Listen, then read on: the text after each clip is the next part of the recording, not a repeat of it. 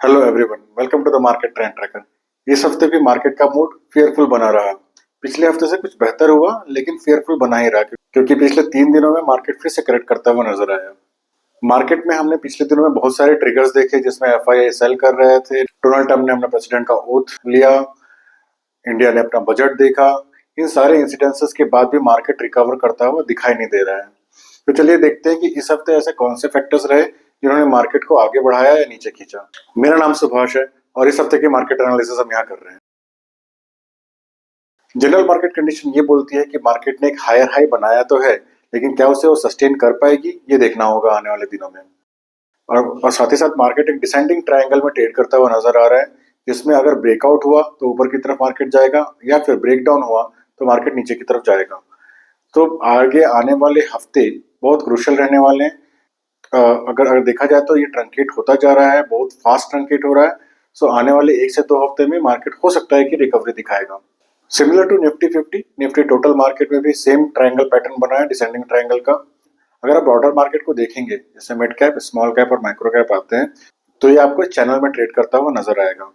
अगर ये चैनल में ट्रेड कर रहे हैं तो इसको ब्रेक करने के लिए आपको बहुत ज्यादा मोमेंटम की जरूरत पड़ेगी, जिसके लिए कुछ एक बड़ा ट्रिगर होना चाहिए, जो कि मुझे नियर फ्यूचर में तो दिखाई नहीं दे रहा है। इसलिए लगभग ये मान सकते हैं कि आने वाले कुछ हफ्ते ऐसे ही साइलेंट रहेंगे या फिर हम डाउन ट्रेंड को ही देखते हुए नजर आएंगे। अगर सेक्टोरल इंडाइसेस को देखें तो इस हफ्ते मार्केट ने कुछ तो रिकवरी दिखाई है, जिसपे कि लगभग सारे जो सेक्टर्स हैं वो अपने 21 डे मूविंग एवरेज के ऊपर ट्रेड करते हुए नजर आए, except for infra, energy, PSU bank, media, manufacturing sectors, oil and gas, public sector enterprises and central public sector enterprises. पिछले 3-4 महीनों से हम ये देख ही रहे हैं कि एफआईआई बेच रहे हैं और डीआईआई खरीद रहे हैं। ये ट्रेंड इस हफ्ते भी कंटिन्यू रहा। अगर बेस्ट परफॉर्मिंग सेक्टर्स को देखें तो इस हफ्ते metal, mid and small health care, pharma health care, IT, private bank और डिजिटल ने सबसे अच्छा परफॉर्म किया। और पिछले कुछ हफ्तों में सबसे अच्छी परफॉर्मेंस देखिए सेक्टर वाइज। अगर मंथली परफॉर्मेंस को देखें तो प्राइवेट बैंक और फाइनेंस दो ऐसे सेक्टर है जो पॉजिटिव में बंद हुए। Other than that metal, financial services, banks और ऑटो ये सेक्टर बेहतर करते हुए दिखे निफ्टी से, फिर भी इनमें परफॉर्मेंस नेगेटिव ही थी। क्वार्टरली परफॉर्मेंस को देखें तो सिर्फ आईटी एक ऐसा सेक्टर है जिसने पॉजिटिव में परफॉर्म किया है पिछले 3 महीनों में। उसके अलावा डिजिटल, प्राइवेट बैंक, फाइनेंस और ऑटो सेक्टर ऐसे हैं जिन्होंने निफ्टी से तो बेहतर परफॉर्म किया लेकिन नेगेटिव में ही बने। अगर हम वर्स्ट परफॉर्मिंग सेक्टर्स को देखें तो एफएमसीजी, कंजम्पशन, रियल्टी, डिफेंस और एमएससी सेक्टर्स ने सबसे खराब परफॉर्म किया।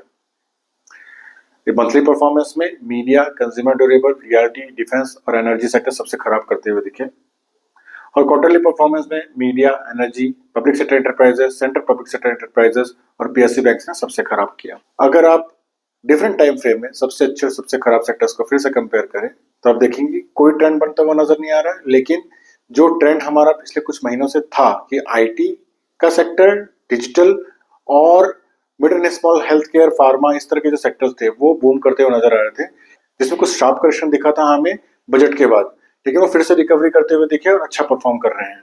ये इन कंपनियों की लिस्ट है जिन्होंने टॉप परफॉर्मिंग सेक्टर्स को फॉर्मेट करने में मदद करी है।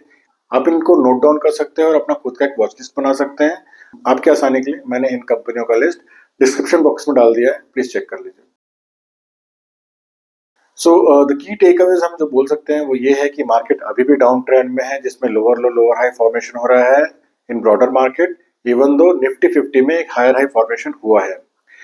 निफ्टी 50 और निफ्टी टोटल मार्केट जो है वो डाउनवर्ड ट्रायंगल पैटर्न फॉर्म करते हुए दिख रहे हैं, जिसमें हमको बहुत जल्दी एक ब्रेकआउट है, ब्रेकडाउन देखने को मिलेगा, most probably in coming 2 to 3 weeks.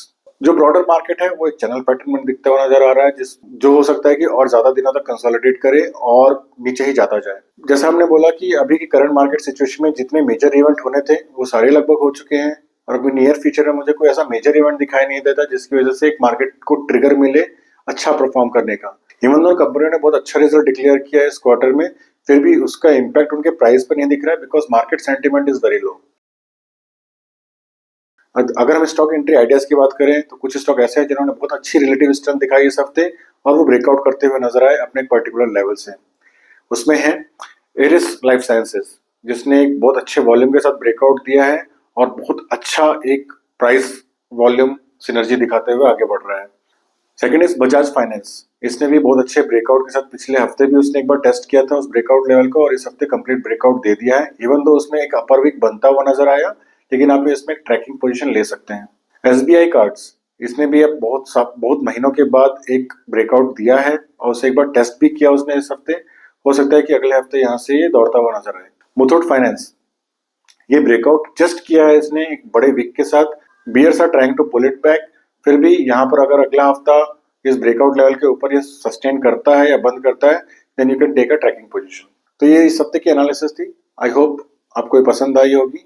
Please put your comments and suggestions in comment box and don't forget to hit like, subscribe and share buttons. I hope आप हमारा लर्निंग वीडियो का series भी watch कर रहे होंगे।